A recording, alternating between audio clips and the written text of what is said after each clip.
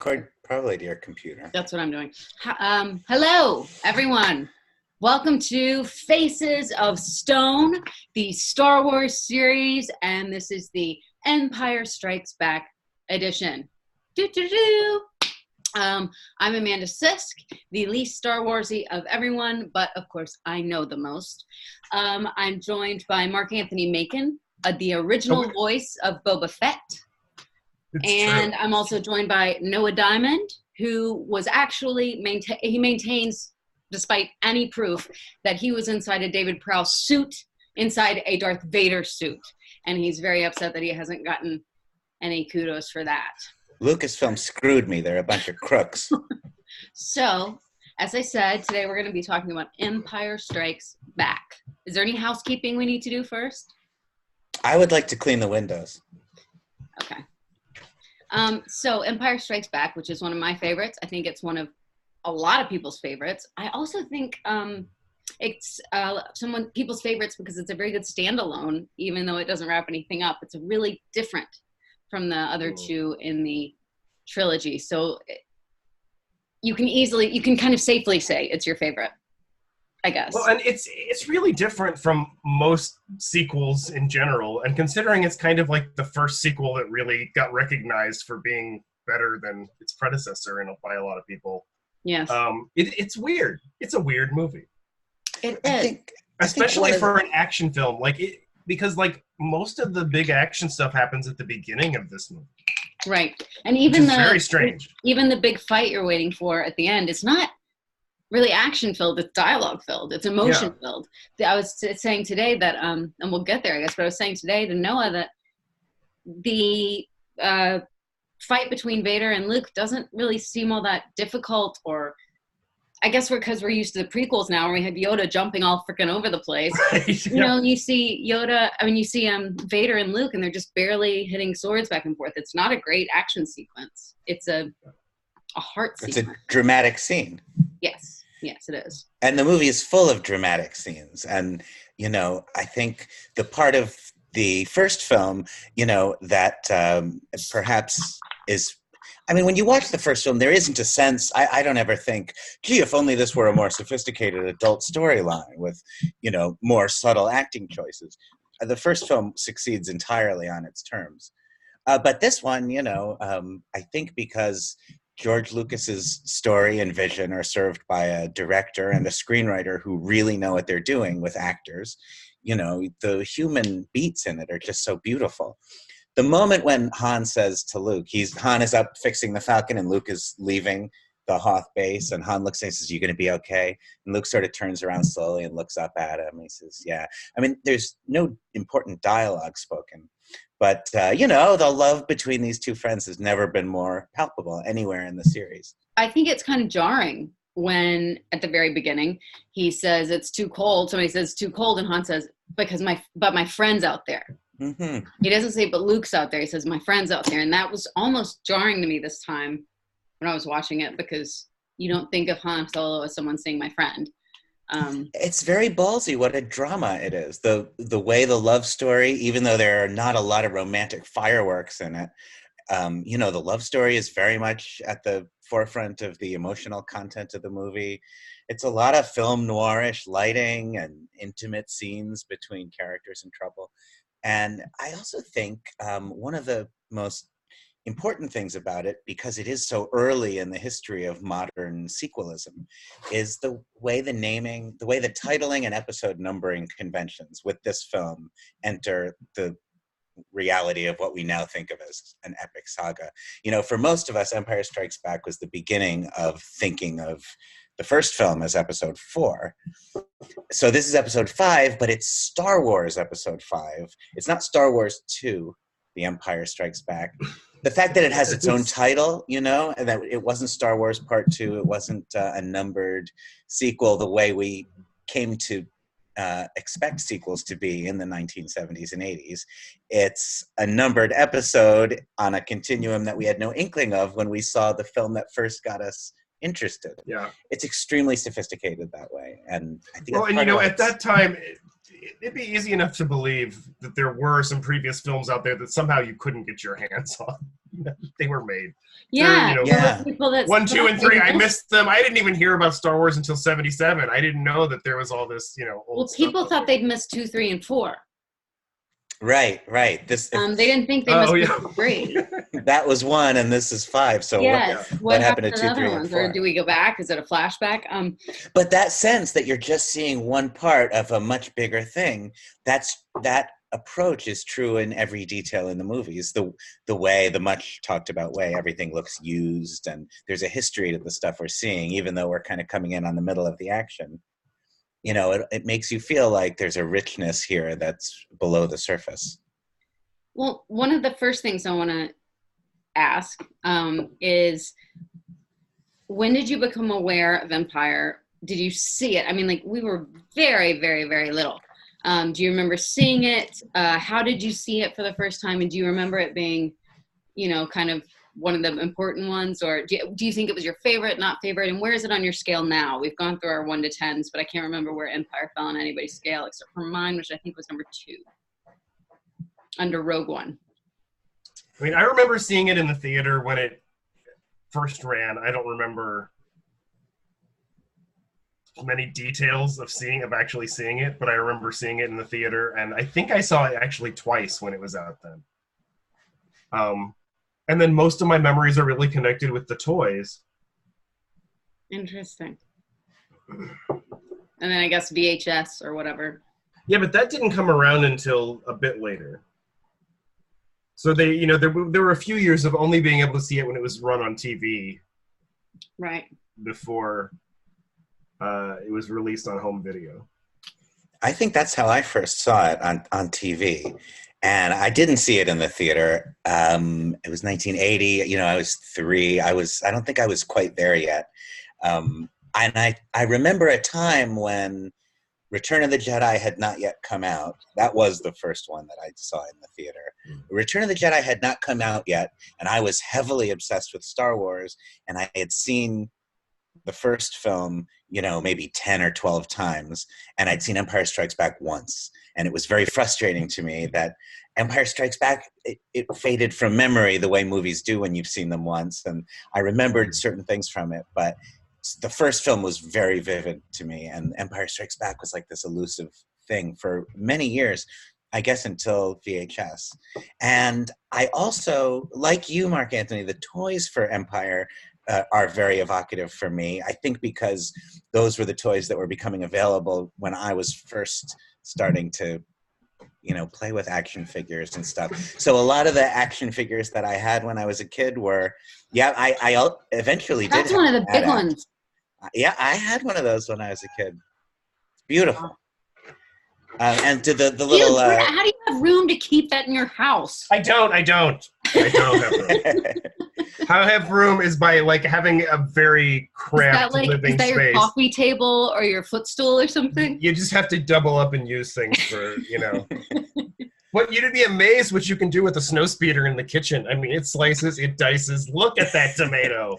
But it was you can even cut a tin can with it, but you wouldn't want to.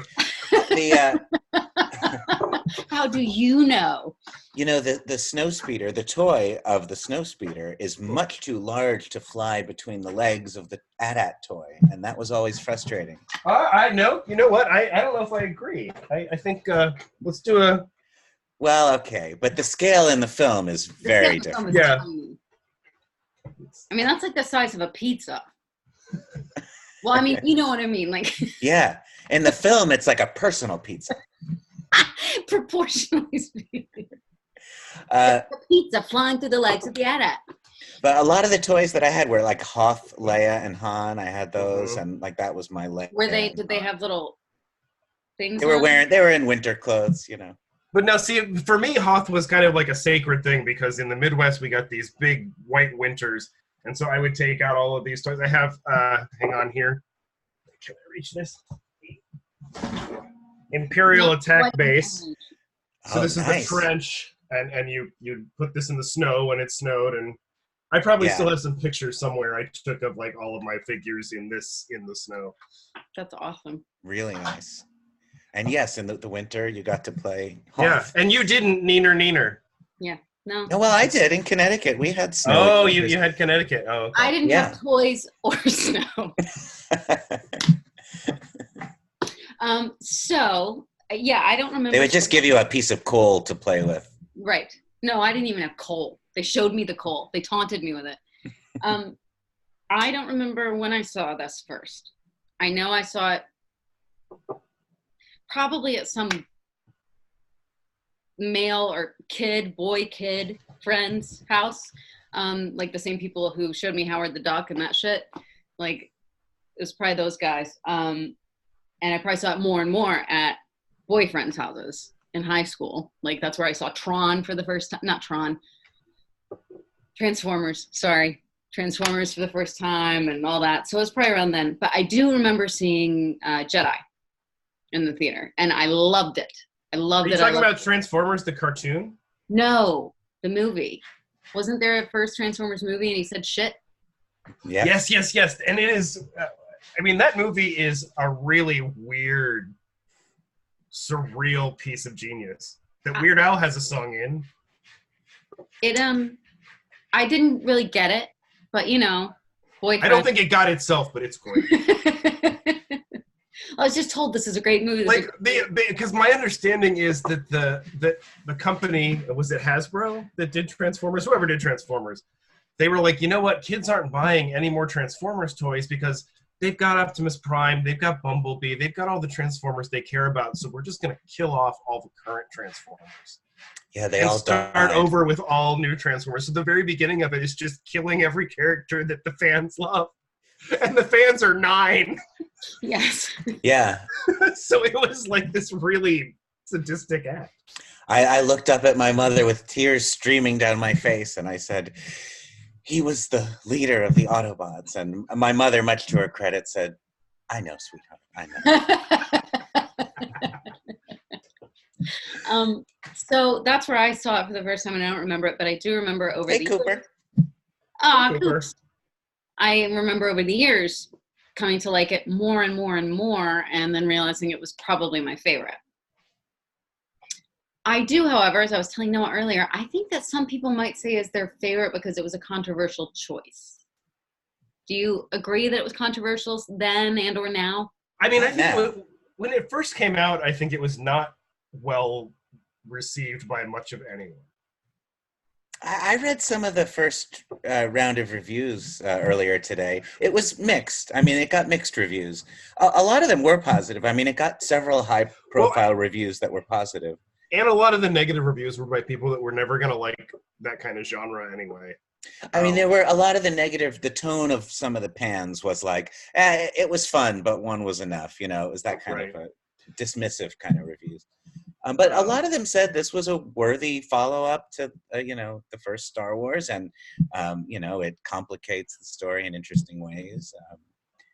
It wasn't critically hated. I think George Lucas, in the 21st century, got in the habit of saying that critics hated all the movies always, in order to make it seem like the critical reaction to the prequels was a little more normal than it was. Right. But Empire, it got. On the first round of reviews, it was maybe 50-50. Okay.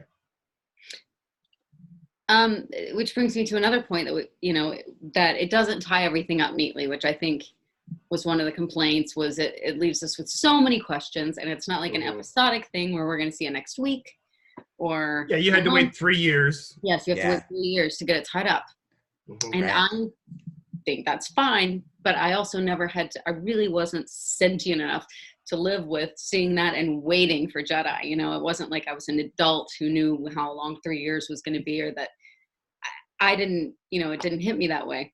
Whereas now, most recently on the last Faces of Stone, or the Twin Peaks Faces of Stone, when something wasn't wrapped up neatly for me, I, collapsed on the kitchen floor screaming, I hate David Lynch, I hate David Lynch.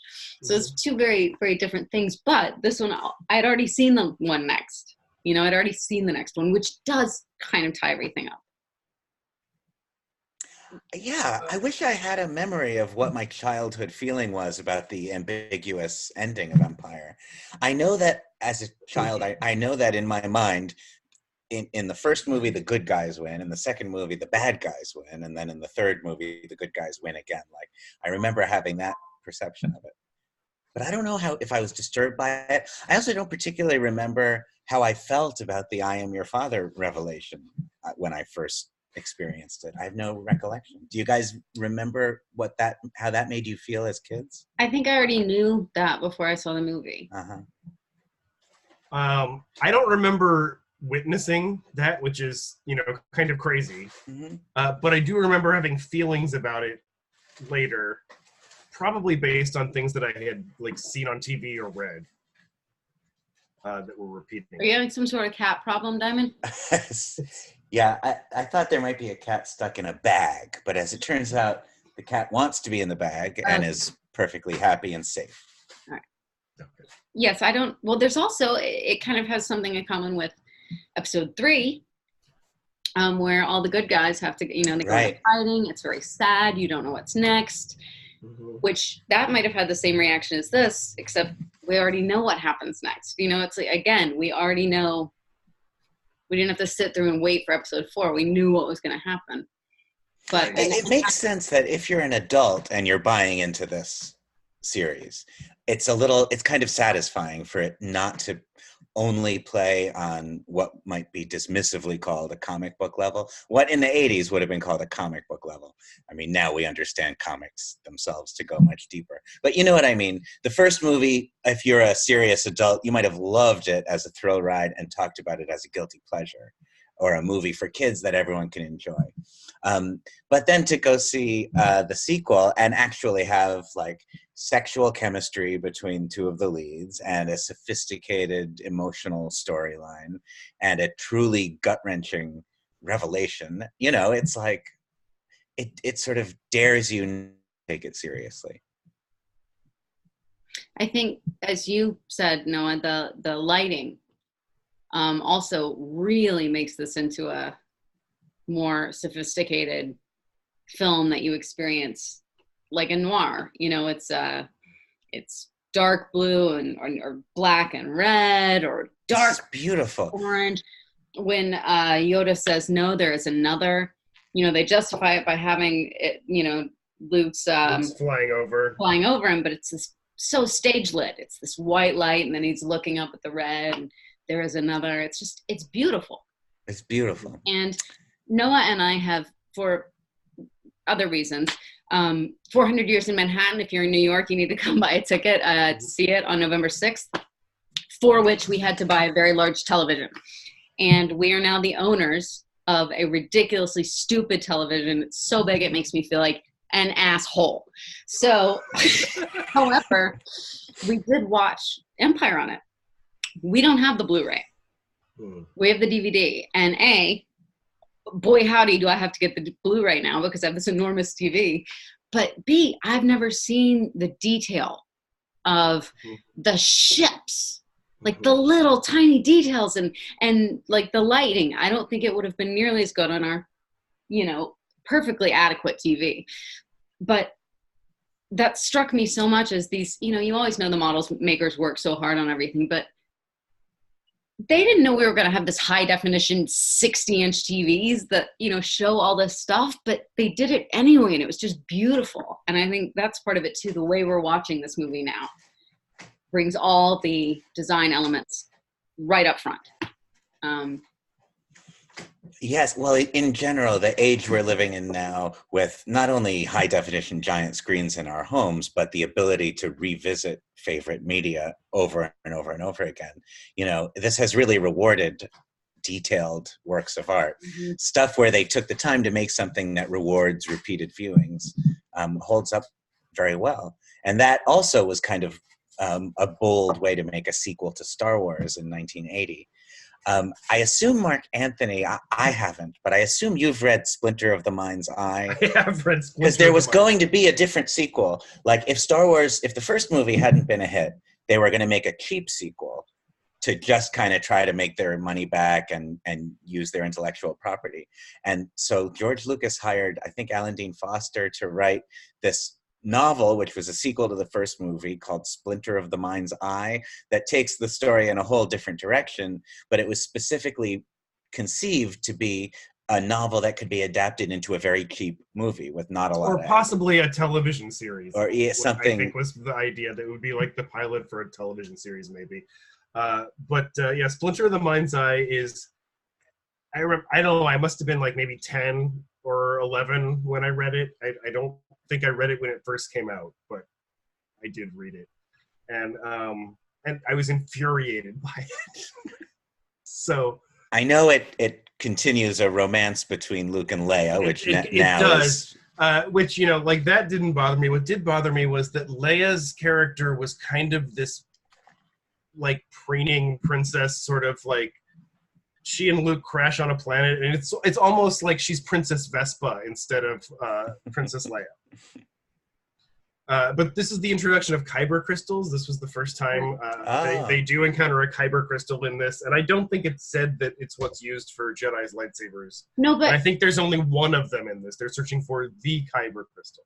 No, didn't you say, or we read today that in one of the earlier drafts, he didn't say kyber crystal, but a crystal comes out of a lightsaber or something? Yeah, apparently so. Empire went through this strange process where Lucas wrote the story and hired Lee Brackett to write the screenplay. She was a great science fiction novelist. She wrote a complete screenplay, which very little of which was used, and then Lucas wrote his own draft, and then Lawrence Kasdan rewrote Lucas's draft. And I think that crystal popping out of a lightsaber idea might have been in one of the intermediary Lucas drafts. But what Faces of Stone is doing for me, and the new movies are doing for me, is making me realize that this kyber crystal thing has been going on forever. And it's not like midichlorians where you're like, what the fuck? You know, it's, you know, why you just did this so there would be a really easy way to explain why this kid is who he is. But kyber crystals have apparently been part of the mythos since before we ever heard of them. Yeah, like the Whills. Before Chirrut Imwe tells you what they are. And so it's always been part of it, which is interesting. Yeah, I mean, like, to me, I kind of feel like, and this is, you know, hopefully one of the nerdier things I'll ever say, but to me that is Star Wars, is that you have all this kind of lore that's being molded and shed off of Star Wars that people pick up on. And I really like that, you know, all the people working on the new canon stuff are paying attention to all of that lore and incorporating a lot of it into there. Mm-hmm. True. How do you feel about the whole kissing thing between Luke and Leia? Oh, there, yeah. Fine, okay, because they don't know. I mean, what? Yeah, that's what I would say. It's okay because they don't know. It's not such a, you know, wet, passionate kiss that it's too revolting to watch now. It's just a little uncomfortable. Yeah, I mean, it is the ickier of the incestuous kisses in the Star Wars universe, as far as we know. we may later learn that other kisses are, we didn't know how they were connected, and now this one's a little uncomfortable. The fact that Leia is specifically trying to make Han jealous also makes it a little more okay. Yes, except you don't kiss your brother. Yeah, that but seems she like doesn't going know a that. little overboard. Yeah, of course. I'd rather kiss a Wookiee. Who wouldn't? But I mean, if you're considering that, like, what we now know, that they're brother and sister. Yeah. But it's not really that she was seized with a sexual longing for Luke. No. Her real motive was to make Han jealous. Yeah. So it's okay. So it's just a strange thing to make happen at all, is I think the point that others might make. Not necessarily me, because I'm all for strange things happening in Star Wars movies, and I can't believe I have that written down on a piece of paper. Might as well have a little twincest in your movie if you're gonna puppets and twincest. That written on a piece of paper next to me. And now the story of a wealthy family. Yes, that's exactly what I was thinking about. It's okay because they're not really brother and sister. They can finally have sex now. Yeah. Okay. So One thing though that since we're talking about Carrie Fisher, we also read an interview wherein she, the other characters were talking about how there's a lot of character development in this, a lot of dialogue, a lot of emotion and heart in this. But Carrie Fisher says she learned about her character that Leia's favorite color is white, and she learned how to tremble in Han's arms, and she learned that she had nothing original to say, and that she had no idea what she was saying almost the whole time she was saying it. And I can see that. She really does become very, she's not even powerful when it comes to Lando. And I think she's supposed to be kind of bemused by it, but she just seems helpless. And I don't know, like when he very lasciviously compliments her on her outfit and says, "You look beautiful." And she's like, "Thank you." It is a fair point that the screenplay for Empire gives Leia a little less to do. That's interesting. Her on-screen chemistry with Harrison Ford is so great, and their love story is so satisfyingly explored, yet subtly in this movie that, that is great. But it is true that character had more agency and more, moxie in the first film, and goes on to have more in the third film. I don't know. I think I might disagree that their love is so beautifully explored. I find it kind of icky, honestly. I think that it's... Well, okay. As a kid, I really loved it, but as a kid, I also loved eating dirt. And it's... this... Well... There's some definite Good dirt point, here. I mean, she says no several times, and he continues advancing, and we're supposed to think this is a hero of some kind. It's creepy. And also, like, it happens. It turns on a dime. Like, I think you were just saying that. Like, she says no several times, and he keeps pushing forward, and suddenly they're like a couple that skipped over the initial like butterflies and all that stuff, and they just jumped into this, "Oh, okay, I love you too." I don't know, it seems like we missed the part as I, as an adult, find the most interesting, hot part. But in a Hollywood way, these are two actors who on screen, when they look at each other, the way they talk to each other, the moments they share, communicate something real about the way it feels to be in love. I agree that there are aspects of the relationship as presented in the screenplay that are dated and that are less sensitive than we'd like them to be. But that's true across the board with Hollywood films. Humphrey Bogart and Ingrid Bergman in Casablanca very much have that effect. You watch them, and there's something true about how love feels in those performances and the way those two actors interact. But the situation, if you step back from it, is pretty nauseating with regard to sexual politics. And, Well, I also just want to add to this that I just watched this really strange documentary about the making of The Empire Strikes Back. Oh no, wait, actually, this wasn't from that. I did watch that, and that was weird. But I wrote down a quote. This is from the commentary on ESB, and this was, I think, Kirshner said this after Luke gets a new hand at the end. He says, which means he can make love, he can do things. He's a whole man. Kirshner. He can make love, he can do things. Do things, yeah. He can make love, he can do things. He's a whole man now. Wasn't that what they said about Adam in the Bible? Like, he was taken from the rib, he had a hand, he could make love, he could do things.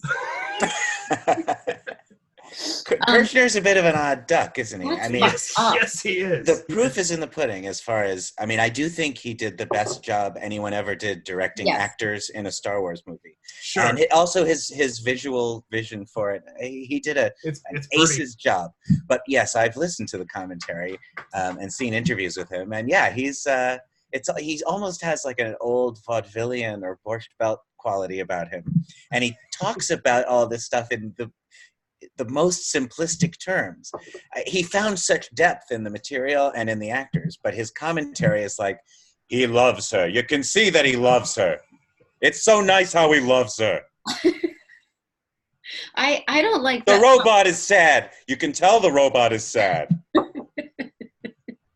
I for many reasons, I don't like the idea that a man without a hand is not a whole man.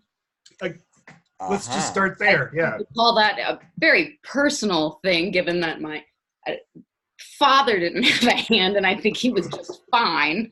Well, since you brought it up. Yes, Vader doesn't have any parts. You have a very personal connection to, I mean, there is this thing with hand loss and fathers. Yeah, my dad was burned all over the place. He didn't have a hand. He never chopped off my hand. But yeah, there's a lot of, amputees in my family. And yet in this movie, True. Luke isn't the first person to get a limb or an extremity removed in this film. Well, he is the first person, but not the first creature. But I mean, let's go back. He takes the Wampa's arm the right Wampa, off. yeah. We had this as a question in one of my last hosting gigs, was how many people have had their arms or hands cut off? I didn't have the time to do it again. In the Star Wars movies. In the Star Wars franchise. A lot. I mean, the bar guy, Vader, Luke, the Wampa. Grievous, and Grievous. Mace Windu. Oh, yeah. Anakin. Anakin. Yeah, well, and Darth Tyrannus. Mm-hmm. Yeah. I'm sure it's... Yeah. There's a lot of that. Yeah. There's a lot of it. And decapitations. But you kind of feel like the hand on the arm thing, is there something about like control or power or helplessness that this signifies in his mind or in the minds of, like, I don't know, it's the hand. Yeah, well, I mean, it definitely is like your ability to manipulate and interact with the world. And in Vader's case, it's a very transparently robotic kind of thing. And in Luke's, it still looks like a normal, like... So he's not more machine than man now. I guess what they're saying is it'd be harder for Vader to make love. He's not a whole man.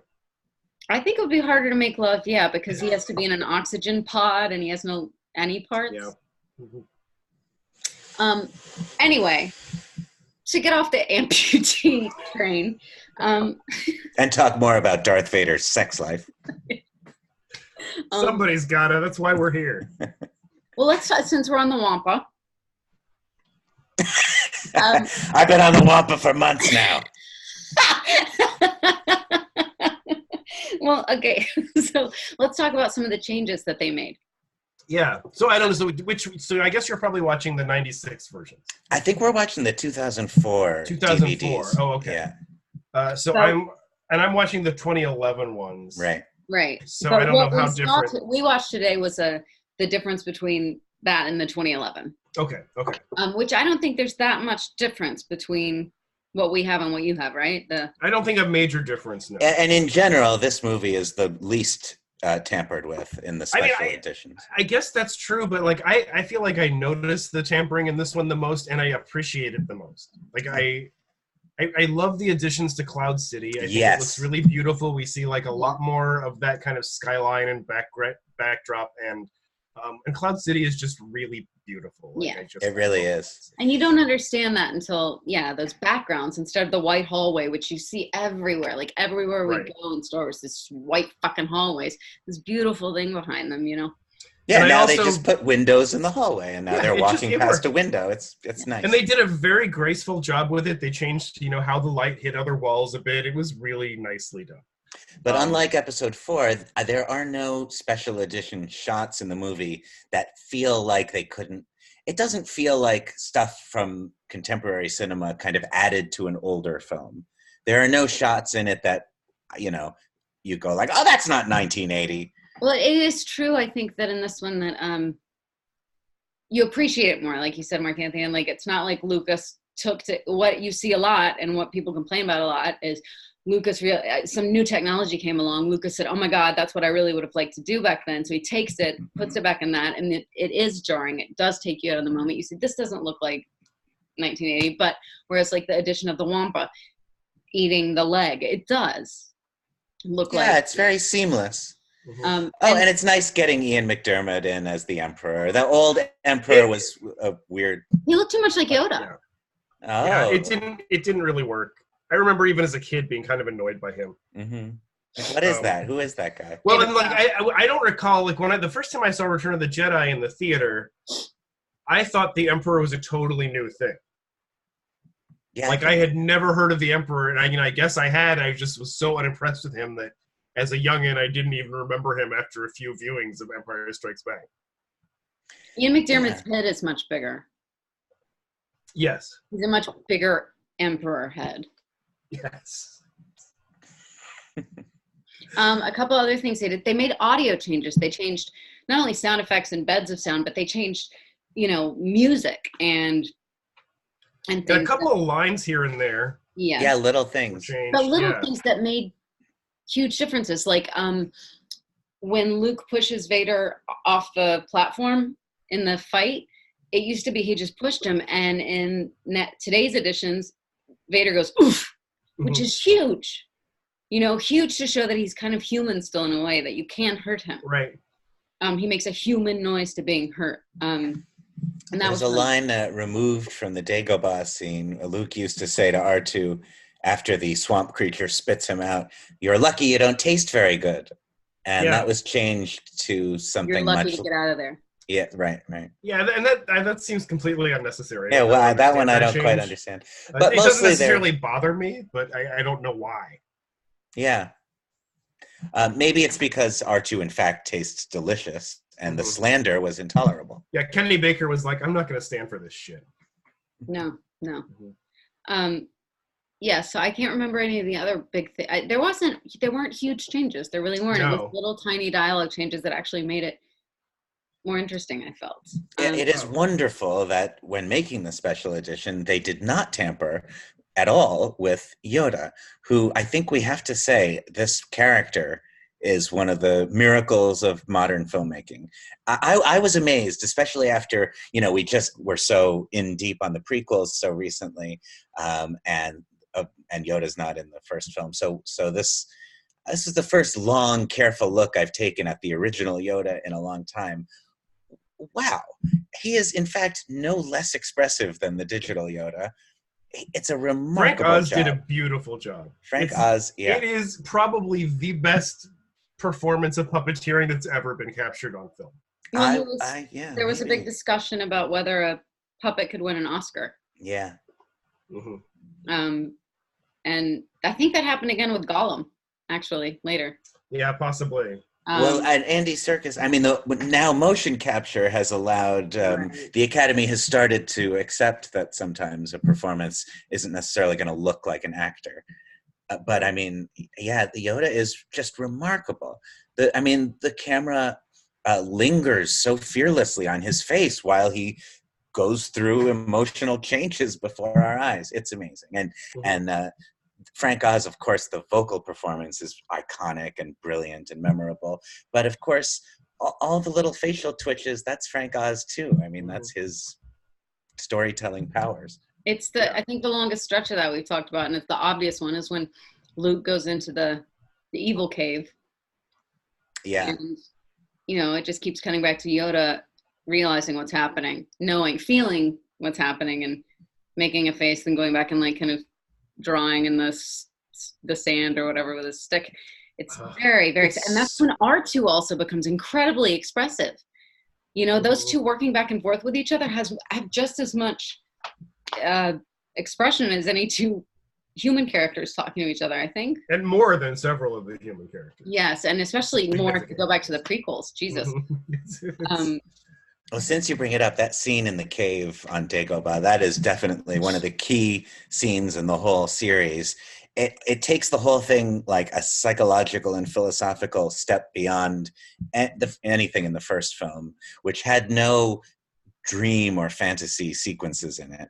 Everything in the first film that happened was happening literally and in real time.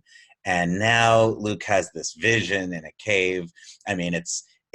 I guess its philosophical underpinnings we can now say are very on the nose and heavy-handed and obvious, but to the generation that received this film, this was all deeply thought-provoking stuff.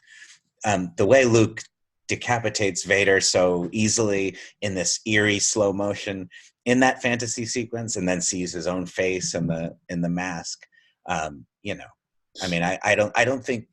think we were all fundamentally affected by that when we first experienced it. It was scary. No, see, when I first saw that, I didn't recognize that it was Luke in the...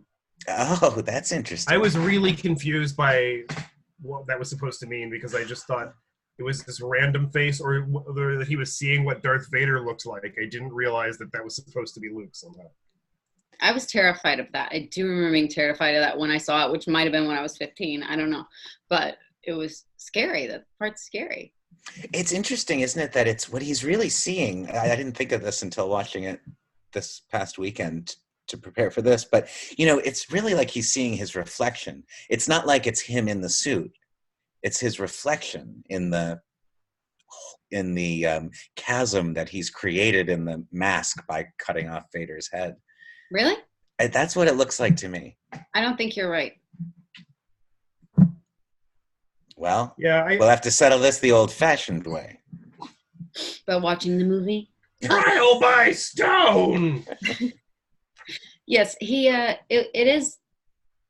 This is when you really start getting hit on the head with the Buddhist philosophy too, though, because Yoda walks in the door.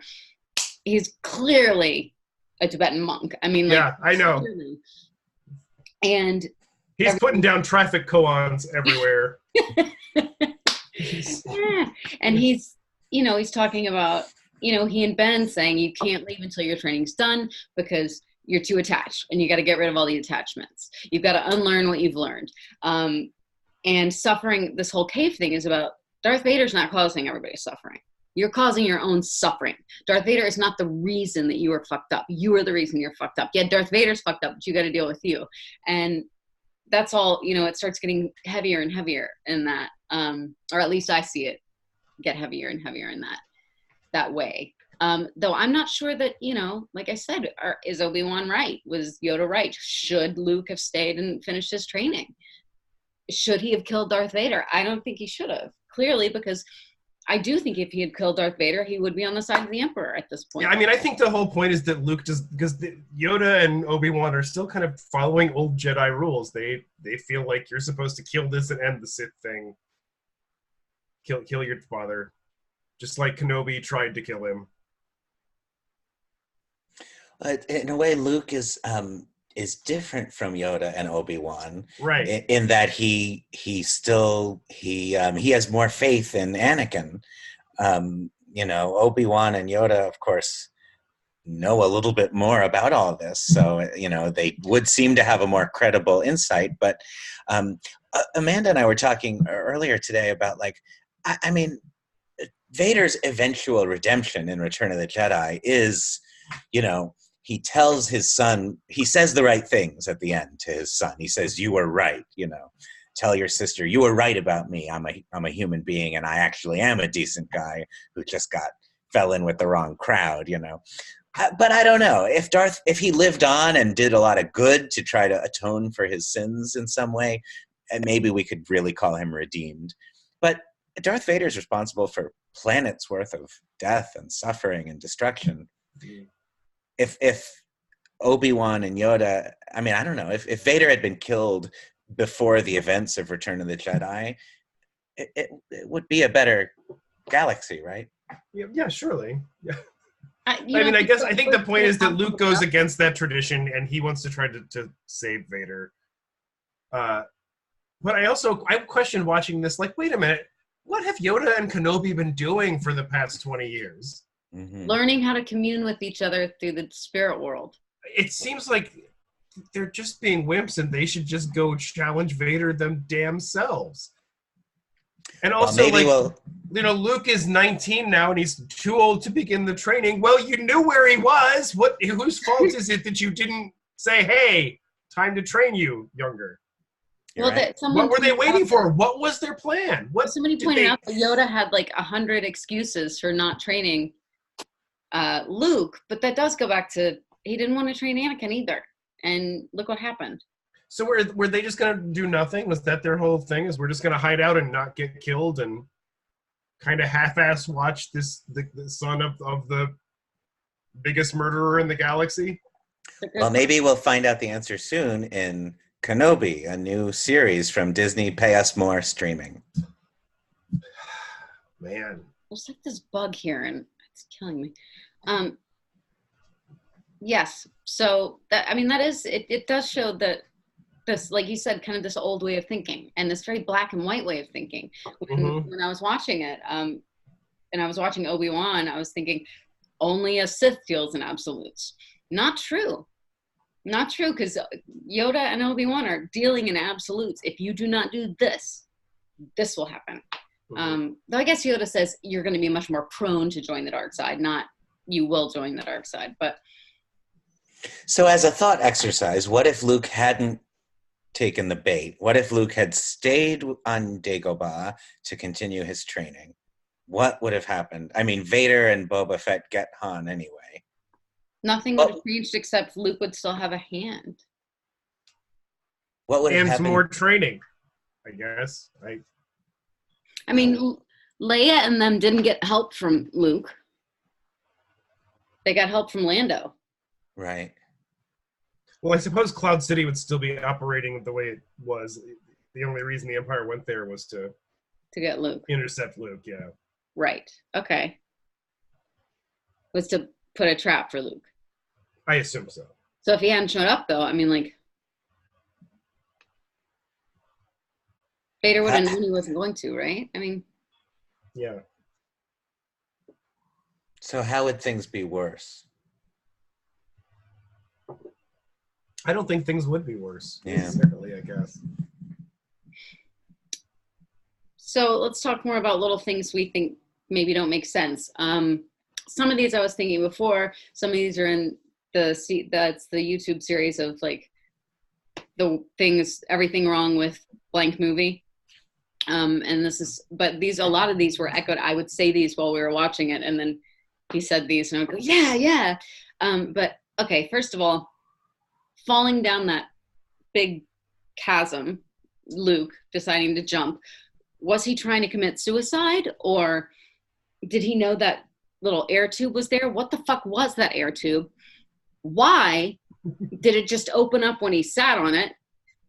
And if it was some sort of chute where you put like waste or something like that, why would they put it right over an antenna bar so it would get caught? I mean, everything about this does not make any sense at all. No. Well, there's a lot of examples of this in these movies. Sprawling industrial landscapes where fights happen that are filled with strange obstacles of the we shouldn't have to do this variety. Yeah. And this is maybe the first big one of these, a big set piece that's just here's a place to get in trouble. Yeah. Well, I mean, we had a chasm or two in A New Hope. On the Death Star, yeah, right. Yeah. But yeah, I mean, there do seem to be inexplicable, there's got to be a more efficient way to do whatever that thing does. Yes. And we did have a chasm, but the person who seemed to fall down the chasm was like, it wasn't like people were jumping down the chasm living or falling out chutes. And also I really have, this is nothing that can be proven or not proven, but I really have a problem thinking that the Millennium Falcon could be that steady and that slow to let Luke drop into it. Plus the pressure when you open up the top, everything's gonna be flowing around. I just don't believe Luke could have made it in. Plus, how much can you hang on with your legs if you got your arm chopped off?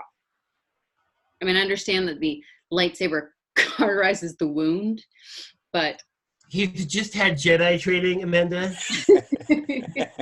He was standing on his hands and lifting rocks with his mind. I'm glad you're here. Last week. I'm glad you're here. I'm glad you're here. I have questions for you. So, Yes. what is that tube for? That shaft that he's... That tube is the way that the refined Tabana gas dust that has been removed from the Tabana gas is collected underneath of Cloud City. Thank goodness you came. Thank you. All right, I have to go urinate and get rid of this guy. Is that how you get rid of him? Is that where he lives? I love that guy. I think that guy would be a great subject for a long form piece. I think he should definitely join us on Faces of Stone, the Snake Man edition. Maybe on some future episode of Faces of Stone, we should all play different characters talking about Star Wars. We could. I think that's what we might need to really put Faces of Stone over the top as a popular hit. I think so too. We could double our viewership. Well, because we double our, like our other personas would bring their fans. So we would have a very large audience made up of various characters played by us. So I did neglect to tell everybody who's watching out there that I play kind of a bingo with these guys, and I have a lot of phrases and things written on a bunch of pieces of paper around me. Tonight's very anemic. I didn't come up with a lot of them, but I still have old ones. So it would be very random if they said some of these things, but if they do say some of these things, you'll hear this. Sorry, cat. And I will hold up the piece of paper of what they said. So for example, if Noah said,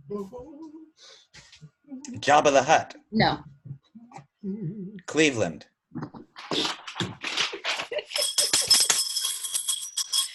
I would hold up a sheet of paper that says Cleveland. Cleveland. So that's what I do there. So where is this on your list of favorite movies? I can't remember. I don't remember where this was for me. Was Probably- it below or above the holiday special? Oh no, Holiday Special was number 2, I think. So below. It might have been like 4 or 5. I don't remember for sure. No. I have found on most recent viewings of the Star Wars films that although I would really like to have a contrarian opinion and not say that Empire is my favorite because it's most people's favorite, when I watch them, I really can't get away from the fact that I really do think it's the best of these films. I mean, I like them all. I like the prequels more than most people do, and I'm a very good audience for these films. I love them. But whenever I see Empire, I'm always kind of surprised anew by its subtleties and its complexities and its beauty. I do think it's the best. I think it's number 1 for me. If you had to, if somebody said, go pick one of the original trilogy and watch it right now, would it be the one that you went for? Most Well, often? not right now, no, because I just saw it. And so right now I kind of have a hunger for Return of the Jedi because I just finished Empire. In preparation for this discussion, I've seen Empire basically twice in the last couple of days. So right now it wouldn't be the first, but if I hadn't seen any of them in a while and I just had a Star Wars hankering, there's a good chance that it would be the one that I might put on. Marc-Anthony? No. Go ahead. I mean, I really think I appreciated it this time more than I have in a long time. And I agree with Noah that it really is just beautiful. It's a gorgeous film. It's not the one that if somebody said, go watch one of the original trilogy right now, you'd grab? Not right now, but for similar reasons as to what Noah said. I would go to Return of the Jedi. I'd go to A New Hope. That's weird. Would you? You just watched A New Hope. I know, but it's Very so recently. good. I do think, like, in our last episode when we discussed A New Hope, I mean, I did find on this recent viewing, like, A New Hope kind of took me by surprise this time around. And I thought, like, oh, I think especially thinking of it as a movie that was made in a world that didn't have any Star Wars in it. A New Hope, I felt like, oh, maybe this is the best. Like, how could any of the others be better than this one? Because it has all the seed ideas in it. But yeah, but you know what A New Hope doesn't have is John Ratzenberger. Does Empire? Yes. Really? Is he in it? He's like, okay, everybody to your stations, let's go. I didn't know that. That's John Ratzenberger. How could I not have known that? Okay, well, that clinches it. Yeah. I mean, it is interesting how Empire takes what was established in the first film and expands it and deepens it in little ways, like what the Force is and is capable of. You know, the Force gets defined a little more deeply by Yoda in this movie. We also have the first of the visual Force ghost manifestations, you know, when Obi-Wan appears to Luke in Hoth, and then later. And am I correct in thinking that he was filmed entirely separate from everyone else later on? Looks like it. I don't know, but it looks like it. I don't want to have to deal with any of those people again. Yeah. You come to my place. And bring your blue screen, green screen, whatever you call it. I retired the sign that said impersonating Alec Guinness but sounding like George Harrison, but that should have been a bingo again. I also think that Leia, although it is true that the screenplay maybe underutilizes Leia, at the end of the film, she really does have some incredible moments, including, Lando, although Lando is very condescending to her when he first meets her and regards her as this kind of piece of sex meat, he does, by the time Lando turns into joins our hero's cause, he hands her a blaster. He gives one to her and one to Chewie. It's understood that Leia can take care of herself. She then pilots the Falcon, ordering Lando and Chewie around, as she is clearly the nominal captain here. And then Luke contacts her using the Force, and she receives his call and orders Lando and Chewie to turn the ship around and go get him. And so this is also the first inkling that Leia is, a Force-sensitive Jedi. I remember some kids bringing up like that possibility, or rather it being shot down, that no, Luke can just contact anyone he wants. Leia couldn't be. He very specifically tries to reach Obi-Wan, twice. This happens when he's hanging under the thing in Cloud City, and then again on the Falcon. He says, "Ben, why didn't you tell me? Ben, hear me." And no response from Obi-Wan's Force Ghost. And then Luke somehow... New Force Ghost, who dis? Yeah, but he can communicate with Leia. Yes. But that's very incongruous with when she's on the Falcon with Han. The family pronounces it Falcon. And they're with Han, and they're going into the asteroid field, and she's like, "Oh my God, you can't go through an asteroid field. Well, we're gonna die. How are you gonna fly through this?" And the next thing you know, he and Chewie are down in the thing fixing the hyperdrive, and she's up there just tooling around, like driving the plane, whatever, piloting. Adjusting the seat. And it's like, when you see them down there, before it was like she couldn't deal with the fact that now she's just piloting them through the asteroid field. But so it's very incongruous, I think, the way she's then, piloting it. She's fine. She's in control. I don't think Lando would have listened to her without Chewie threatening him. When she says, "Lando, we're going back," Chewie's the one who's like, "Who might you be? You truly belong here with us among the clouds." Yeah, he's not hot. You old smoothie. I think you've just shut down the conversation, Noah. Colt 45. Okay, so. Oh!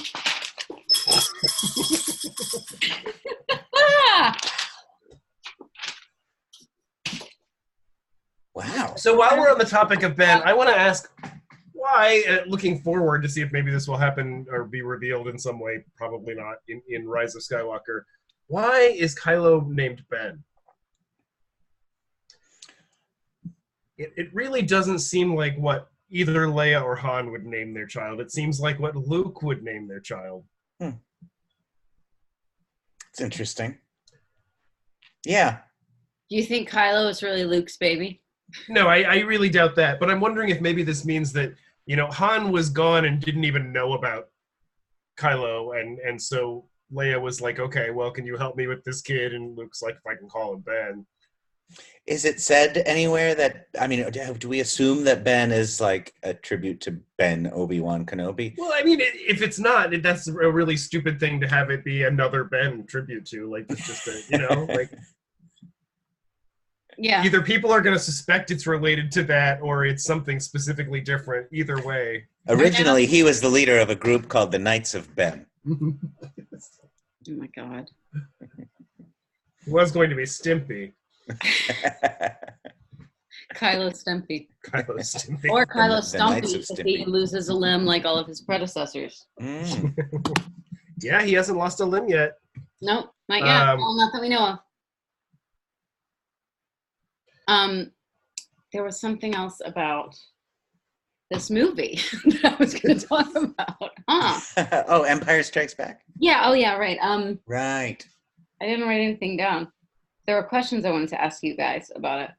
I want to know why the stormtrooper shot C-3PO.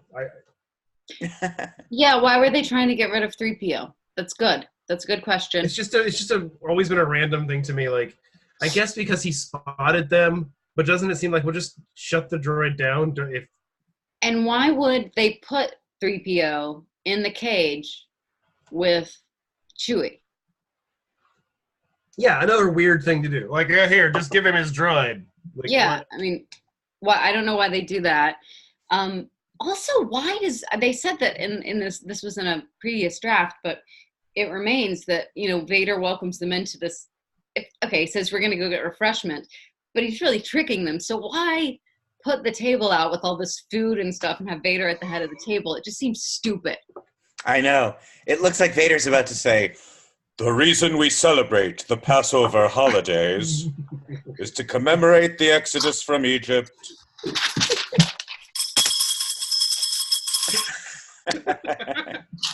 May the Schwartz be with you. That's probably why the guy next door does not like this. Oh, the bell ringing. Yeah. Well. Could be. Yes. Well, I don't know. I love the image of Vader at the head of the table. I think it's just silly because do you think Vader doesn't eat? Not in a... No, I assume not. That's why it's hilarious. It's just so incongruous. And, it's... If he was sitting there with a sandwich. It would be more natural for Frankenstein to be sitting at the table. Putting mustard on his bread. Are you going to eat your pickle? Okay, so this brings you to, that's funny too. So apparently they kept the revelation, "I am your father," from everybody, including Mark Hamill until the second he was going to go in, and they told him what James Earl Jones was actually going to say, and they gave the script to James Earl Jones, and he read it. Apparently, right after he said it, he goes, "He's lying." So that's kind of what everybody thought, and or a lot of people thought. That was a predominant before Return of the Jedi. There was quite a lot of, "Oh, he's just lying. He's just messing with Luke." It seems that way because why would I say to you, that cat is obviously the cat of Marc-Anthony Macon. Yeah, I would say that's your cat. Mm-hmm. It's very similar to what happens in The Last Jedi. I mean, everyone came out of that movie, "Oh, is Kylo telling the truth about Rey's parents? Is he lying or is it not? Is it true?" And the "I am your father" revelation is it's so basic. It's such a part of basic human knowledge. If you are a human on Earth in the last 50 years, it's strange to think of it as having been surprising ever. But it was.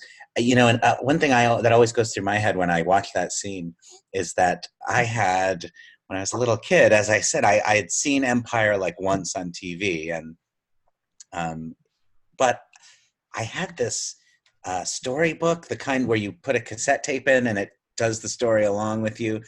You will know it is time to turn the page when you hear R2-D2 beep like this. That's the sound.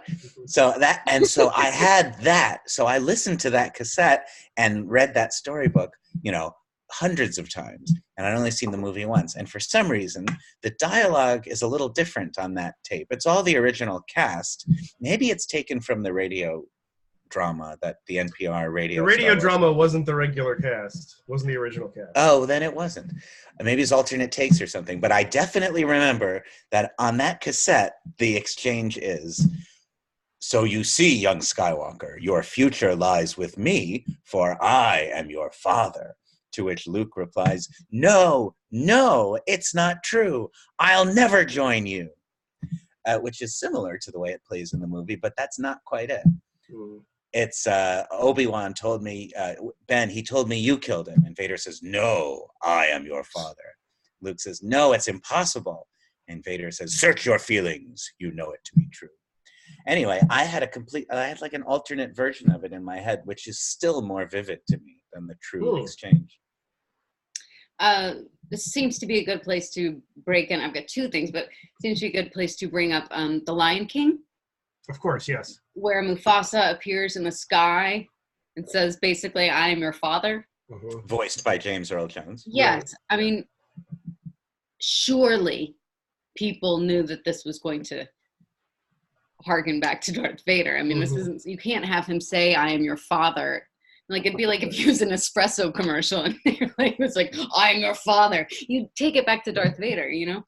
What do you, I mean, was this a nod? Was it a joke? Was I'm your father, like, Kimba. I mean, Simba. Yes. The Lion King is so self-conscious about borrowing from Hamlet that borrowing from Star Wars is like, yeah, why not? And I would argue that it can't really be Hamlet unless Scar and the Queen are having sex, which I don't think they are. You don't know that. I'll send you a link. Okay. Yes, I'm sure you could. The second thing is, why does Vader not know that Leia is his daughter? Seemingly not. He's in the room with her all the time, several times. She has his old droids. It seems pretty obvious. Right. Right. And I think maybe he knows. Okay, it's possible that he knows, and he doesn't want to say anything because he doesn't want Palpatine to know that that's his daughter. Palpatine would know. Palpatine knows everything, and he's still working the long game. He wants Vader to die. He wants Luke to kill Vader. But do you think Vader knows that Palpatine knows? I don't know if Vader knows. I mean, they explicitly discuss that Luke is the son of Skywalker. Of course, Luke's last name is Skywalker, which... Well, but then, I mean, it seems that in Return of the Jedi, at least Vader pretends that he is learning about Leia by telepathically connecting with Luke. Sister! So, you have a twin sister. Yes. I'm just now bringing this up. Well, and also, you know, he's the son of Skywalker. How is that possible? Right. If Vader's really just learning about this now, and he's saying, how is that possible? Wouldn't he be like, whoa, wait a minute. The reason this isn't possible is you told me I killed Padme. And if I didn't kill Padme, then fuck you, why am I here in this suit? Well, I think that maybe it makes his reaction makes perfect sense. He's like, oh, so I'm just going to get my son and we're going to go kill the Emperor together. I think there would be a lot more anger toward the Emperor. But maybe there is that he's just keeping hidden. He's being strategic. I guess. He does ultimately do just that. Yeah. So in the same way, Kylo kills, what's his fuck? Snake? Snorkel. Yeah. Snorkel, yeah. Snorkel puss. I think there's a lot of that's what they call him. I want to redub Eddie Seeney's in with that voice. Take that ridiculous thing off. Kylo. That you were the original voice of him as well, right? Mm-hmm. And they decided that you were too good. You were distracting. They didn't think it would add anything. I don't know. J.J. Abrams just was. Also, your Adam Driver was really jealous of your hair. Always. You sound a little bit like Lawrence Kasdan when you do that voice, you know. I kind of do. So we should do a little act. I could be Kirsch and you can be Kasdan. Kirsch and Kasdan together again. Oh, look, the robot is sad. Well, let's talk a little bit how this compares to The Godfather, which is, you know, kind of right next to each other. And we've got Coppola and Lucas who are, you know, working together on everything. And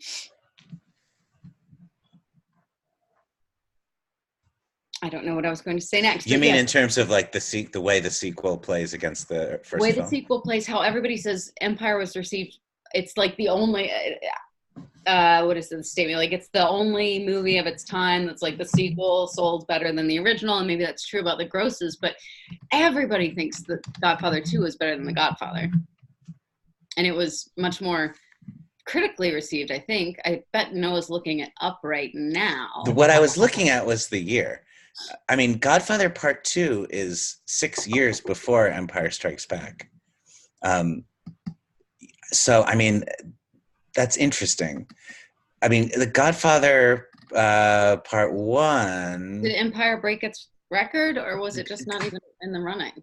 Godfather is 1972. Yes. Godfather Part 2 is 1974. Yes. So neither Star Wars film has been released yet when the second Godfather is already out. I know Godfather 2 was considered like a major step forward in terms of what we can expect from sequels. Mm-hmm. And of course, it is both a sequel and a prequel. Yes, it is. Yes, it is. And well, yeah, because at the time Coppola was working on Apocalypse Now. Right, and Lucas also was helping him. I mean, it's this very, incestuous Spielberg, Lucas, Coppola thing going on. And it's interesting to see how they all developed. Coppola now being just a fat guy who makes wine, really. But but you know how they all developed in different ways, but they all work together. But I always, they talk, it feels like people talk about Empire and forget about The Godfather Part 2 or Godfather Part 2 to me. You mean in terms of like praising it for being a different kind of sequel, a worthy artistic kind of follow-up? Yes. It always kind of makes me a little prickly. Maybe I like The Godfather more than I like Star Wars. Well, fair enough. But one thing that is different about them is that The Godfather is very much a movie for grown-ups. This like sequelizing, I'm not saying young people don't enjoy it or can't enjoy it, but it's an adult film in terms of its themes and bow chicka bow bow. Yeah, a little bit of that, but no, more of the it's a heavy drama, like sequelizing The Godfather is like, maybe in a way a bolder move. Star Wars, after all, is inspired by serials and comic books and, forms of entertainment that were supposed to be episodic and spin out over the course of many, many episodes. Whereas The Godfather, is, maybe more unusual thing to sequelize. And so the odds of it being, the odds of a sequel working or making sense,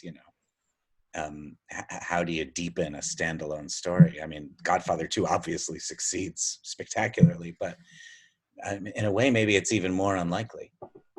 And it doesn't have any puppets in that success, which really, as far as we know, that's just another. Well, in part, of course, Godfather 3 on the same level as Return of the Jedi in originality. I wonder if there's a chance that, just for shits and giggles, there's a chance that now David Lynch could be talked into doing Return of the Jedi.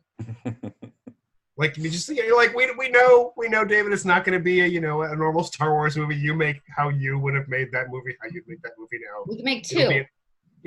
You can make one, and then someone could. Well, no, we can't have J.J. Abrams and David Lynch because nobody's going to give you an ending. Yes. But speaking of which, we do have some Twin Peaks news in the ether right now. I mean, it's not hard news. It's kind of rumorish news, but it seems to be a lot of coincidences to not be anything. Yeah, apparently there is, and we're talking about this because before we started discussing Star Wars on the internet, we used to discuss Twin Peaks on the internet. That's for the folks at home who are confused. Apparently, some kind of new Twin Peaks content is in the works, whether it's a new season or a movie or, maybe the less exciting end of it. Maybe it's just like some touring museum exhibit. Some Twin Peaks thing is happening. Yeah. Again. It's happening again. And we will probably talk about it. If it happens again, we will talk about it. Yes. Yes. Now, the one wholly unsubstantiated rumor I think that I heard that would be kind of nice was that while Lynch and Frost were making season 3, they were kind of on the sly filming an extra season that they were going to slowly percolate and then release out of nowhere. It seems so profoundly unlikely to me. It does. That if they had done that, we wouldn't know about it yet. I mean, it's already been a few years since the return, 2 years. Yeah. And there's been numerous boxed sets that could have been part of. I don't know. Let's talk about that a little bit. That if we are hearing all these things and they're being bounced around all over the internet. Whereas Luke, I am your father. Prowse had said that in an interview. I think Lucas had said that in an interview, and it was in the novelization that came out, 2 months before the movie? More than that? I don't know how many weeks, but yeah, before the movie. And so, you and your 30 friends who are all, or your group of people who are all into sci-fi, you already know this. But in today's world, everybody would know this. It would be you would know it in a second. It would be all over the internet. It would be on everywhere. And at the time, yes, they were saying it's hiding in plain sight. This twist is already out there, and nobody talked about it. And it was a very different world. It's a very different world. And now, any rumor that, it's like you wonder if anything's a leak because, they know it'll get out there so fast. Right. Yeah. Whereas I think now they would sue David Prowse. Probably. Yeah, they might. For being like that. Well, if he comes out and starts telling us what's going to happen on Twin Peaks, I bet they will. Oh, God damn it, David Prowse. Is he still alive? I don't think he is. So. See, Prowse was kind of persona non grata around Lucasfilm. And he was pretty prickly, yeah. He was not, invited to... He wasn't in the Vader suit when Vader's footprints were left in the cement outside Grauman's Chinese Theater, and he never had a Lucasfilm sanctioned convention appearance. And apparently this was because he was, he would in interviews and stuff, he would gripe about how he was mistreated. He always claimed that he had been told his voice would be Vader's voice in the original film, and that he was caught by surprise when he saw the film. I mean, this is all slightly hard to believe, but that's what he said. When he was never called in to dub anything, he doesn't, Right. What did he think it was going to be? He's going to say in the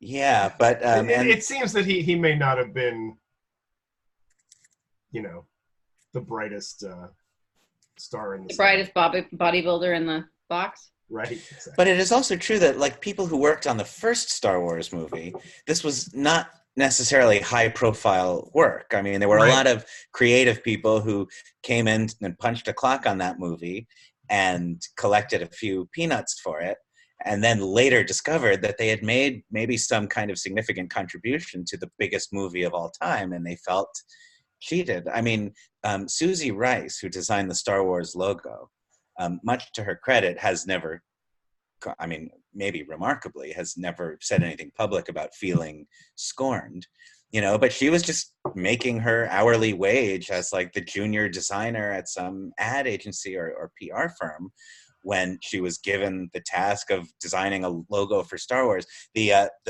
logo that's shaped like the crawl that appears on some early posters, that one already existed, but they decided they wanted a different logo for the opening titles, and she came up with one of the most iconic logos ever, and I guess what she got for it was car fare home, pretty much. But so that's what happened, because it was not a phenomenon, and then it became this. That's what happens in advertising. It does not matter, but I understand what you're saying, but if you're an advertising agency and you do something and it's a phenomenon and millions of people do it, you don't get credit for it. I can tell you that firsthand. Yes, you certainly can. Yeah, I'm not saying this is a profound injustice, but I'm just saying in terms of the way David Prowse felt, probably many people who worked on Empire, I'm sure the electrician on Empire Strikes Back was like, ha, I'm the electrician on the Star Wars movie. But that first movie, a lot of people made now iconic contributions and were not richly rewarded for it. It's true. Very true. Though Wilford Brimley was not in it. So big flaw. I also heard around this time that this, they had, where did the Christmas special fall? In this 78. So it was a year and a half or so before. Everybody said that, or I kept reading that it seems like an obsession with him that Lucas kept wanting to make things about Wookiees. And then the holiday special came out, and everybody suddenly said, no. Maybe not. Let's steer clear of the Wookiees for a while. Yeah. Nope. Sorry about that. So sorry. Oh, no. Oh, no. Yeah. So that's another thing, too. But then we do get it in, what's that movie? The prequel. in Revenge of the Sith. Yes, in Revenge of the Sith, we get their planet, which is Kashyyyk. Kashyyyk. Yes. One thing about Empire Strikes Back that is a little unusual among this series, and one reason why it's a little surprising maybe that it would be my favorite, is that it is a little light on creatures. It's like the entire creature budget and energy on this film went into Yoda, who is the most dazzling creature in the whole saga. But there is no like Cantina or Jabba's Palace sequence where you have a whole population of fanciful creatures. Right. You get some Tauntauns, you get some Ugnaughts. That's about all you're getting, Bucky. Yeah. It's not a fun joyride. It's not. I wouldn't say it's a fun movie. Yeah. It's fun, but not as light, maybe as. It's less colorful. It's very noir, as we discussed earlier. It doesn't have as many goofy bits. And Right. C-3PO is most of the comic relief. Well, I think he also gets pretty shrill in this one. Yes. He And, does. A especially little like- mean, too. Yeah, like Chewie's putting him back together. So you know what? Stop calling him this. Like- 3PO's like, I put my head on the right way, you fucking moron. Yes, that's what he's saying. It's true. And it's, Han has a lot of funny moments in this one, though. Han is very flustered. Han is he's flustered. And we go, it's not my fault. It's not my fault. Like, it's just very non-Han, but it is very Han. There's a lot of little of the equipment falling into the hatch and landing on Han's head off camera, and you hear him say, ow! That's funny. Covering 3PO's mouth to get him to stop talking. All the, running. We're trying to get out of here. Why did you take this apart now? What did you? I mean, he's very high energy, high level energy. Until he gets put in carbonite. How about when Leia says, "You're as good as gone," and he just looks at her. Mm-hmm. It's another one of these like I attribute to Kirshner, these like profound moments of just these characters just looking at each other meaningfully. I think it's the first exchange or the first thing she says to him. The first thing Leia says to him is, "Why are you still here?" Is that right? Yeah. And that is a very powerful moment. She Yeah. looks back to him and she says, "Why are you still here?" And then she keeps going on with what she's doing. It's kind of a catty, thing to say. And it's kind of a, I like you and you're pissing me off thing to say, but it's still very, powerful in the sense that she's like, just, I'm trying to do my job. Oh, and we've got to talk about I love you, I know. Yeah, one of the most famous improvs ever. Apparently a premeditated improv. There's a Yeah, I think Yeah, the script said "I love you" too or something, and so they did a bunch of improv takes, and Yeah. I know is the one that Right. I think they said it was the last one, like that he went through a bunch of stuff. And Kirshner was like, "Yeah, that's it, we got it." He also said his original line was something very long and flowery, wasn't it? I thought it was I love you too. Yeah. Oh, I thought it was something else, but It would be nice if he just said something very long and flowery. If he said, yeah, something very long and flowery. I didn't. I love you too, Leia, but what is love really? The problems of two little people don't amount to a hill of beans in this crazy world. Baby, don't hurt me no more. It is a beautiful moment, though, in my estimation. I love you, I know. I mean, it is a well-written, very concise exchange that says a lot about the two characters, but also just the way it's played, very simply. And the way they keep eye contact the whole time he's, going down, it's kind of like, I love you, and so I'm going to watch this happen to you. And, I'm the way he looks up when the carbon steam starts to make you, feel like that. Right, putting him in that position. Yeah, it's heavy, I think, heavy stuff and well done. And it's also repeated in Return of the Jedi in the bunker battle when Leia turns out to have a blaster to take out those stormtroopers with, and they repeat it in reverse. Han says, "I love you," and she says, "I know." It's nice. Nice. I know. Well, on that note, what have we heard about our upcoming Star Wars film? Anything new that we want to talk about? Are you referring to the Sky of Rise Walker? Yes, the Walker Skyriser. I haven't heard any major rumors lately, although I think that at a recent Comic-Con there was some new footage shown that may be appearing in the next couple days, but I don't think it's out yet. The New York Comic-Con was this weekend. I know because we did a show on 42nd Street, and that neighborhood is just crawling with superheroes. I don't know. I saw some headlines. For that same reason, I've been a little preoccupied and haven't been reading a Star Wars buzz as much as I might in anticipation of Faces of Stone. But I have seen some like headlines and things about apparently at Comic-Con there were some revelations about other ancillary things, what's going to be happening in the world of Star Wars books and comics post Episode 9.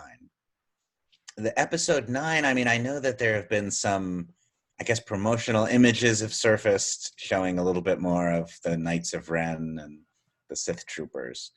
I'm not aware of any major like story leaks, but I did some time ago tumble into some article that purported to report basically the entire plot of Rise of Skywalker, and I stopped reading it. I did think, as you know, I'm not spoiler averse, but I felt a little like, I didn't want to, I don't know, for some reason. Yeah, I think I found a similar article that I avoided for similar reasons. It just felt a little bit like I want, if I was going to know all this stuff, I wanted to find out from a more well-written article. Sure. Does anybody have any new predictions, or are we still hanging on to our old, or our existing? I still feel like we're going to be getting some kind of redemption arc for Kylo. I feel pretty strongly that's what we're headed towards. Do you think there is another refers to Leia, or do you think it refers to Rey, or do you think it refers to somebody else? I'm not sure on that one. I think in the context of the original trilogy, I think it refers to Leia, but it is one of those little details that might play differently in light of whatever we learn in Episode 9. I don't know. If I had to guess, I would say that, although Kylo Ren and his fate is probably what Episode 9 will mainly turn on, whether he's redeemed, whether turns out to be a good guy or a bad guy, or whether the resolution of the saga requires that he be, defeated or redeemed. I still kind of think that our original impression that Rey is the hero who will save ultimately the day, it will turn out to be the case. And that in some sense, Rey is like the Skywalker, even if she's not biologically. So let's talk about that. Humor me that she is Kylo's twin sister. Just humor me. Why would they have sent her away and put her on this, outer rim planet? Well, it's not protect her, cause I'm wondering, they split Luke and Leia up and they put them out there because they wanted to protect them. Right. I'm just trying to justify this instinct that I have that I don't know is right or not. I mean, it seems like it has to be that there was some kind of vision that said, if she's around here, she will kill everyone. You have to get rid of her. Like a Targaryen. See, nobody, yeah. Okay, yeah. Yeah. What do we think about, do you think the parts of the trailer that show her looking somewhat dark side-ish are just a red herring? I mean, I imagine it's a similar thing as a kind of the vision that Luke had in the cave and that she had on Octo. I think it's another kind of, this is a possible future vision sort of thing. Or there's a chance that she, as Luke did a bit in some of the extended universe material, kind of explores the dark side in order to defeat it. Well, or it could be like a balance thing. Like she's like, okay, Kylo, I'm going to get a little dark for a while, and you get a little light for a while, and then we'll get gray in the middle. Well, when Luke goes to Jabba's, he's not dressed like a Jedi. He's dressed like Anakin. He's all in black, and it's kind of the same sort of thing. He's lit in this, very dark way. Yeah, I mean, I think we are meant to fear that Luke will turn to the dark side in Return of the Jedi, so I think it's a similar thing to that. I don't think the idea is Kylo becomes the hero and she becomes the villain in this episode. At least I hope that's not the case. No, I hope not. That's a little too black and white for me. Only a Sith deals in absolute. Exactly. What I say. That's what I say. There has been a lot of, theorizing that, I mean, we know Palpatine is going to be a presence in this film, and I assume it'll somehow make Palpatine the villain of the entire, 9-picture arc, which he sort of is and should be. Exactly. That's as it should be. And some have theorized that maybe the way this is all going to, come together is that there is some connection between Palpatine and Rey, like that Rey is somehow, if not his biological offspring, maybe she somehow is a creation of his, the same way Anakin might have been. And so if there is some connection between Palpatine and Rey's origin, then that could be a reason for wanting to kind of isolate her and do what was done to Luke on Tatooine and keep an eye on her from afar.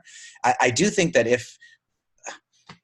whatever Rey's origin is, if it's tied into the rest of this, if she's not a random Force-sensitive person, but she is somehow connected to the history of Skywalkers and Palpatines and Solos, then I think Leia must know that in The Force Awakens. It would explain some of Leia's behavior. Right. It would. And how maternally, immediately maternal she is, with Rey. Yeah, and we know that Carrie Fisher will play Leia in Episode 9 through leftover footage that was shot during Force Awakens. It seems very likely to me that those scenes, whatever they are, have something to do with Leia and Rey. I would agree with that. And also it's very sad because my understanding was that with the outset of this new trilogy, the concept was, the first movie will be kind of like, this is Han's story, the second one will be Luke's story, and the third will be Leia's story. And they had to really kind of change a lot of what the plan for Episode 9 was because they couldn't have Carrie Fisher there to play Leia. Yeah. God bless Carrie Fisher. There was a lot of things we read too about her behavior on the set of Empire, and going into her slow descent into bloating and madness and drugs, and a thing about Eric Idle bringing in some like toxic Tunisian liquor of some kind. Yes. Her relationship with the Rolling Stones and her relationship to cocaine, and that, what did we read, that she was yelling at Harrison Ford, and Kirsch said, yell at me instead. Which, you can see I bet she looks beautiful. I mean, she looks better than she did in A New Hope. Mm-hmm. She does look great in this movie. And she does, I mean, all the disclaimers are true, that it's one little flaw here is that she's not as richly provided for by the screenwriters as Mark Hamill and Harrison Ford are. But what she's given, she does really well. And this is the first kind of, there's none of that sort of diplomatic British accent Leia in this one. Right. I did miss that a bit. Yeah. And her kind of, the sassy part of her personality doesn't feel quite as painted on as it did in the first movie, where it was kind of like, well, this is novel. She's not a damsel in distress. She's barking orders and she's got an attitude. In this movie, she seems like more of a real person. Laser brain. How dare you? How dare you? Half-witted, scruffy-looking nerf herder. Nerf herder, yeah. Nerf herder! Looking. Okay, so scene with where he says, "You like me because I'm a scoundrel." Yeah. 1 to 10, how hot? How hot is that? 2 or 3. Yeah, you're not into that at all. No.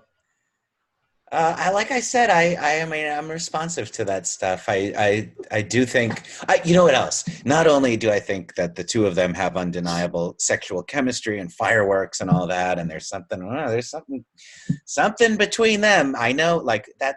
We're little kids. It's probably the first time we watched a movie this closely with this much interest that had any kind of sexual, chemistry in it.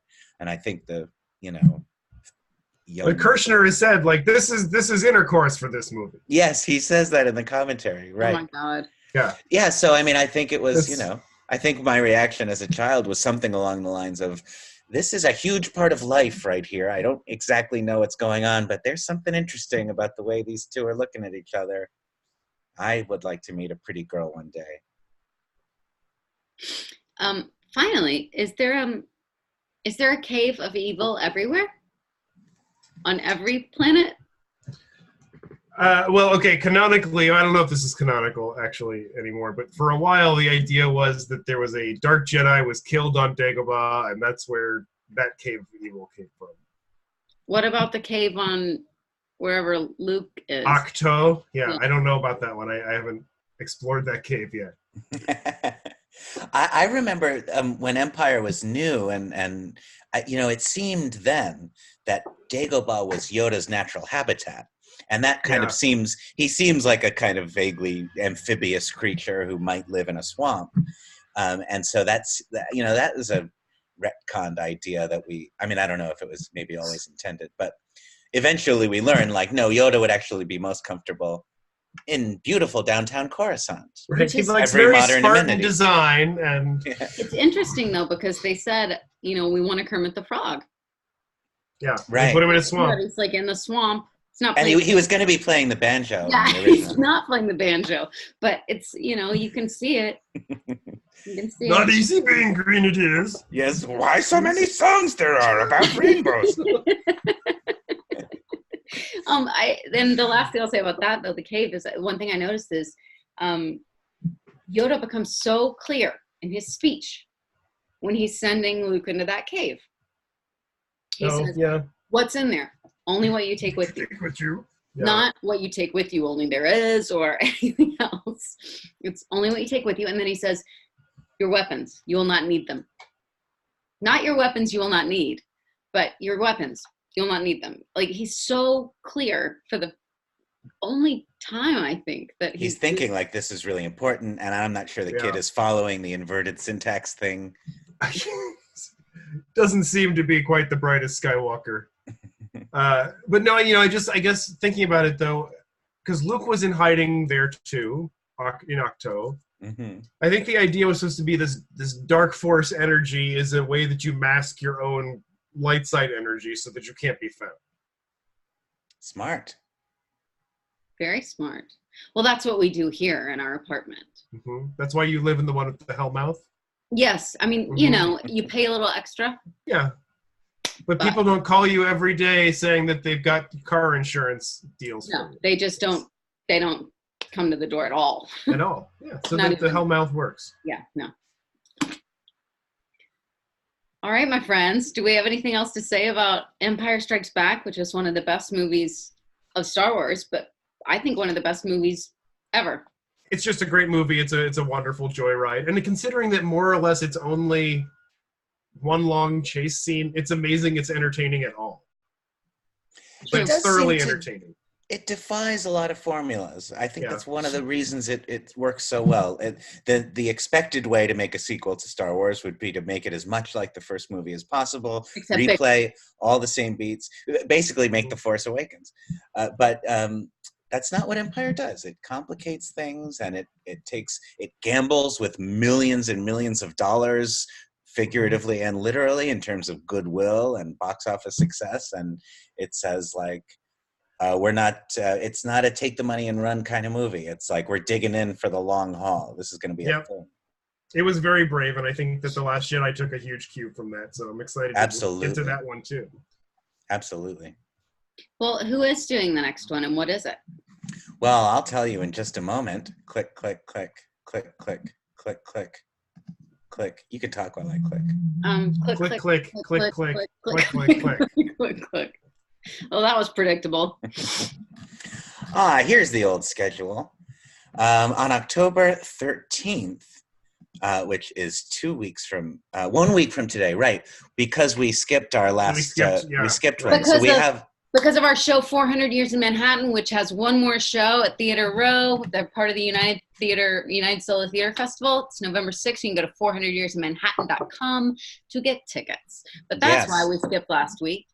If you're anywhere near New York City, yes, on November 6th, come see 400 Years in Manhattan, directed and produced by Amanda and written and designed and performed by me. And we'll show you the entire history of New York City. And it's funny and moving. And Faces of Stone will return on the 13th of October, Sunday, 1 week from today, with a discussion of Return of the Jedi, hosted by Marc-Anthony Macon himself. That seems rather mainstream for you, Macon. Yeah. Well, it's got Ewoks. Well, we seem to be splitting up the trilogies. Like this trilogy, I did 4, you did 5, Amanda, and you're doing 6, Marc-Anthony. Then from there, our next episode will be a special theme episode with a perhaps as yet determined theme. It was going to be our villains episode hosted by Amanda Sisk, but we've been talking about the villains all along. So instead, we're going to do a special episode about maybe the Dharma of Star Wars. I don't know how much that's going to go. Maybe it's just the religious aspect of Star Wars. Maybe it's the spirituality of Star Wars. Maybe it's the sex of Star Wars. Maybe it is. And then, so that'll be October 27th. And then that's the home stretch after that. November 10th and 24th, we'll discuss The Force Awakens and The Last Jedi. December 8th, we'll have a special episode where we discuss our anticipation of the then quite imminent Episode 9.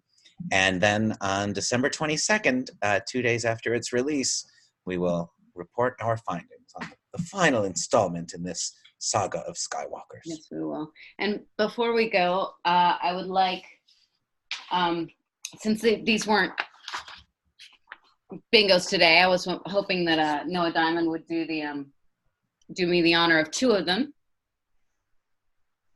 You won't get away this time, Dooku. Thank you. And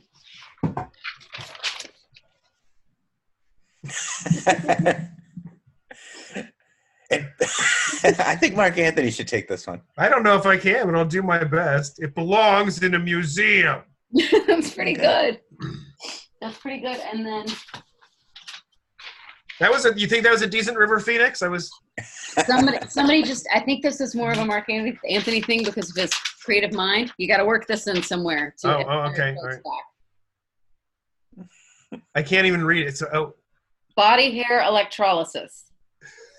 Body hair electrolysis? Yeah, so work that in somewhere as our last comment. Okay. When electrolysis you get smooth as Yoda's ass, you will be. Very nice. Very nice. And on that note, I'm going to... Anyone looking for our schedule or information or our back catalog of discussions about Star Wars and Twin Peaks may well find it at facesofstone.space. Anyone looking for us, I don't know, we're all over the internet and all the various social medias. Just on Google Twitter. us. Just Google us. These are our Twitter handles. You can find us. If you really want to find us, you'll find us. Yes. And so thank you very much for joining us, and we'll see you next time on Faces of Stone.